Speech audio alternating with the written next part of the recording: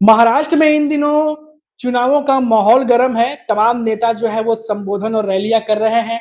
एक दूसरे पर निशाना भी साध रहे हैं, साथ ही साथ मुद्दों की बात भी हो रही है। और इस वक़्त हमारे साथ एक ख़ास मेहमान मौजूद हैं। इनके बारे में मैं आपको बता दूँ कि जब विद्या ठाकुर यहाँ से जीती थी, तभी भी पूरी तरीके से इन्होंने उसको सपोर्ट किया था। उसके बाद फिर एकनाथ शिंदे की शिवसेना में, क्योंकि काफ़ी ज़्यादा मैं अगर कहूँ कर्म और कांड की बात आती है तो इनका नाम यहाँ पर ज़रूर आता है। हालाँकि मैं इंटरव्यू में कह रहा हूँ ये बात, इनके सामने ही कह रहा हूँ। तो वो हमारे साथ मौजूद हैं और कट्टर हिंदुत्व का चेहरा है। और जब शिवसेना एक हुआ करती थी तभी भी ग्राउंड लेवल पे, पूरे लेवल पे वो काम करते थे। फिर जब एकनाथ शिंदे अलग हुए अपनी शिवसेना के साथ में, तो सिर्फ हिंदुत्व के नाम पर जो बात हो रही थी, उस नाम पर वो अलग होके शिंदे साहब के साथ में आ गए।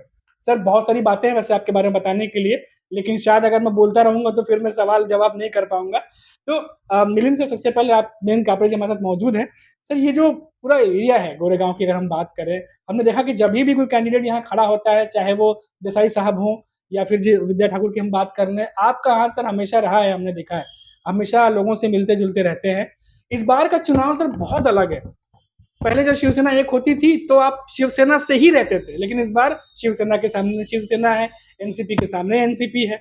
तो ये बड़ा मतलब जनता के लिए नहीं, आप लोगों के लिए बड़ा अजीब सी स्थिति नहीं हो गई है? सबसे पहले तो मैं आप जैसे पत्रकारों का मैं मनपूर्वक अभिवादन व्यक्त करना चाहूँगा कि आपके माध्यम से हमारे जैसे लोगों के विचार आप समाज तक पहुँचाने का ये जो प्रयास प्रयत्न जो कर रहे हो, उसके लिए तहे दिल से आप लोगों का धन्यवाद। और रहा सवाल गोरेगाँव का, गोरेगाँव मेरी कर्मभूमि है, गोरेगाँव मेरी जन्मभूमि है और मैं ये हृदय से कहता हूँ कि माझे गोरेगाँव, आपलं गोरेगाव, आमचं गोरेगाव ऐसा नहीं बोलता हूँ, माझं गोरेगाव, मेरा गोरेगाव। मतलब हर गोरेगाव के हर रहिवासियों को, हर व्यक्ति को मैं ये बोलना चाहूँगा कि आपलं गोरेगाव, आमचं गोरेगाव ये नहीं बोलना चाहिए। बोलना चाहिए माझं गोरेगाव। और जिस दिन ये हृदय से हम बोलते हैं कि ये मेरा है, ये गोरेगाव मेरा है, तब उस विषय में हमारी भूमिका अलग तरीके से बहना शुरू हो जाती है कि मेरा यदि है, ये हृदय मेरा है, ये आँख मेरी, ये नाक मेरा, ये मेंदू मेरा है, ये हाथ मेरा है। तो जिस प्रकार हम हमारे शरीर का बहुत अच्छी तरीके से पालन-पोषण करते हैं, हम खाना खाते हैं उसके लिए कि शरीर सही रहे, दवाई खाते हैं उसके लिए कि शरीर सही रहे, उसी प्रकार हम विचार भी खाते हैं कि हमारा मेंदू सही रहे। उसी प्रकार जब मेरा गोरेगाँव मैं बोलता हूँ, तो गोरेगाँव को भी मैं मेरे शरीर की तरह मानता हूँ कि हर गोरेगाँव का हर कोना, गोरेगाँव का हर काम उसी ढंग से चले जैसे मैं मेरे शरीर को बहुत तरोताज़ा रखता हूँ, स्वस्थ रखता हूँ, अच्छा रखने की कोशिश करता हूँ। जी।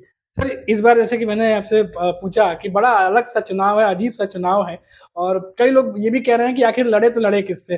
पार्टी के नेता इधर भी हैं, वही पार्टी के नेता उधर भी है, फिर वो कल इधर चले जाते हैं, हम उधर चले जाते हैं, तो बड़ी अजीब-सी स्थिति नहीं हो गई आप लोगों के लिए? एक बहुत मज़ेदार किस्सा आपको मैं बताना चाहूँगा गोरेगाँव का। गोरेगाँव में 2017 में समीर भाई देसाई को टिकट दी गई और वो टिकट किससे दी गई? भाजपा की तरफ से दी गई। उस समय मैंने विरोध किया था। भाजपा की तरफ से टिकट दी गई, जबकि कांग्रेस के समीर भाई देसाई ये मतबगार नेता थे कांग्रेस के। अच्छा, कांग्रेस से जब वो भाजपा में गए तो एक ही दिन में उनका क्या सेक्युलरवाद खत्म हो गया क्या? ऐसा भाजपा लोगों को लग रहा था। भाजपा के बोलने के बजाय देखिए, मैंने 10 बार मेरे इंटरव्यू में कहा मैं भाजपा का विरोधी नहीं हूँ। मैं यहाँ पे जो ठाकुर अपनी मनमानी कर रहा है, ठाकुर मियाँ बोलता हूँ मैं उसको, ठाकुर मियाँ जो अपनी मनमानी कर रहा है ना, मैं उसका विरोधी हूँ। ठाकुर मियाँ ने क्या किया? समीर भाई देसाई को टिकट दी। अब उनको अगर टिकट दे रहे तो वो तो लड़ेंगे ना, पर आपको समझना चाहिए ना आप किसको टिकट दे रहे हो। अच्छा, उस समय समीर भाई देसाई ये कांग्रेस से जब बीजेपी में आए तो बीजेपी वाले नाचने लग गए। टिकट मिल गई समीर भाई को, टिकट मिल गई, समीर भाई को टिकट मिल गई। और समीर भाई जो सेक्युलरवादी थे, समीर भाई जो कांग्रेसी थे, वो एक ही दिन में असली हिंदू बन गए। असली हिंदू बन गए समीर भाई। और आज जब समीर भाई बीजेपी के विरुद्ध में लड़ रहे हैं और बीजेपी उभाटा से लड़ रहे हैं, तो समीर भाई आज जो उनके भाजपा के जो लोग हैं वो नकली हिंदू चिल्ला रहे हैं, नकली हिंदू, नकली हिंदू। अरे मतलब आप ठाकुर मियाँ ने यदि उन किसी को टिकट दी तो वो असली हिंदू, ठाकुर मियाँ के लिए किसी ने काम किया तो वो असली हिंदू, और ठाकुर मियाँ के किसी ने विरोध में काम किया तो वो नकली हिंदू। मतलब ये हिंदुत्व का सर्टिफिकेट देने के लिए बैठे हैं ठाकुर मियाँ। तो ये जो गोरेगांव में हो रहा, इसके लिए मैंने आवाज उठाई, डंके की चोट पर मैंने आवाज उठाई कि मनमानी नहीं चलेगी। आप दो बातों को एक साथ नहीं जोड़ सकते हो। आप विधर्मी और मुसलमान, इसको आप जोड़ नहीं सकते हो। मैं मुसलमान विरोधी नहीं हूं, कल भी नहीं था, आज भी नहीं, और अगली बार भी नहीं रहूंगा। मैं विधर्मी विरोधी हूं, मैं हिंदू का जो द्वेष करता है उसका विरोधी हूं।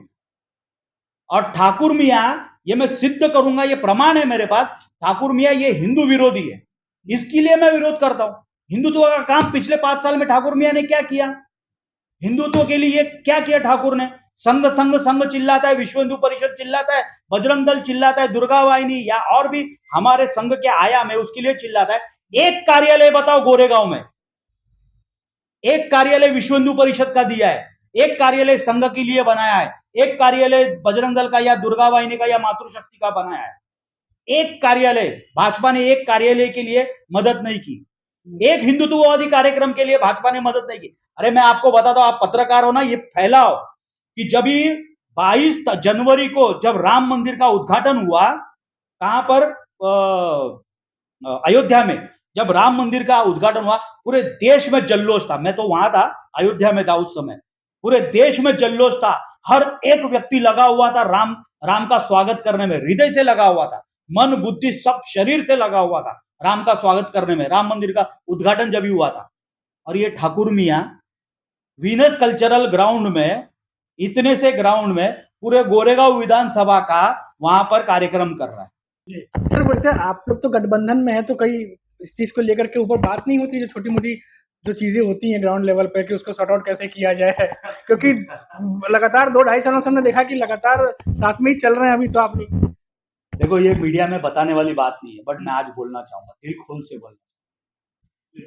आपको मैं बताना चाहूंगा, विद्या ठाकुर मैडम की टिकट, ठाकुर मियाँ की टिकट काट चुके थे। इस बार ये तय हो गया था कि इनको टिकट नहीं मिलनी चाहिए, परंतु ये क्या करते हैं, ये और अपना सोर्स लगाने का प्रयत्न करते हैं, और महाराष्ट्र के वरिष्ठ पदाधिकारियों को काट कर ये डायरेक्ट केंद्र में बात करने की कोशिश करते हैं, और कहीं प्रमाण पर, कहीं पैमाने पर ये यशस्वी भी हो जाते हैं। और जब महाराष्ट्र में जब मैंने बात की, महाराष्ट्र के वरिष्ठों से ही, मतलब बहुत सारे वरिष्ठों से मैंने बात की, तो वरिष्ठों का ये कहना है कि इसका अहंकार एक बार गिरने से, एक बार पराजय होने से ही ठीक होगा।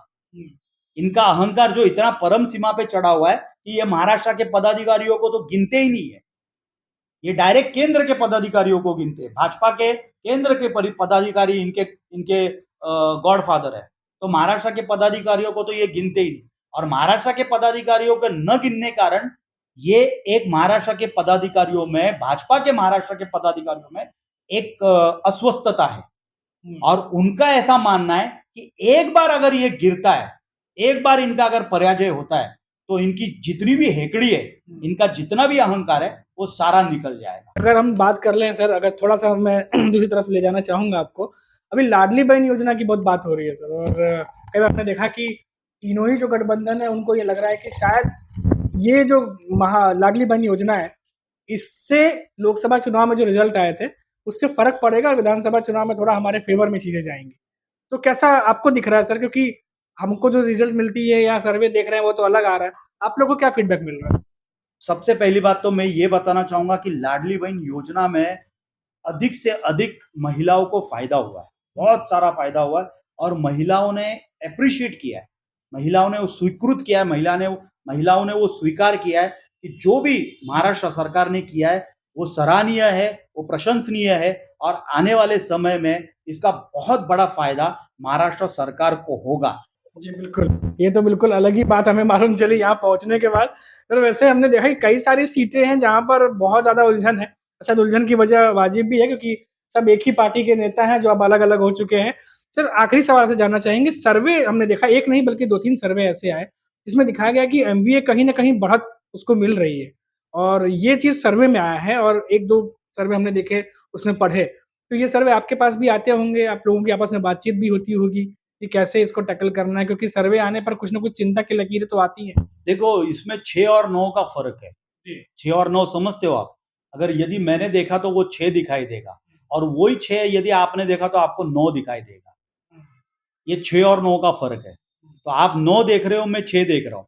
यदि आपके पास कुछ बातें आई, तो शायद आपको ऐसा लगेगा कि एमवीए की सरकार बढ़त में, मेरे पास कुछ बातें आई तो मुझे ऐसा लगेगा कि यूटी की सरकार बढ़त में। तो मैं तो यूटी का आदमी हूँ, मैं तो दावा ठोक कर कहूँगा, मैं तो 100% ये कहूँगा कि मेरे पास जो सर्वे आया है, उसमें यही दिखाई दे रहा है कि यूटी की सरकार ही इस महाराष्ट्र में बनेगी।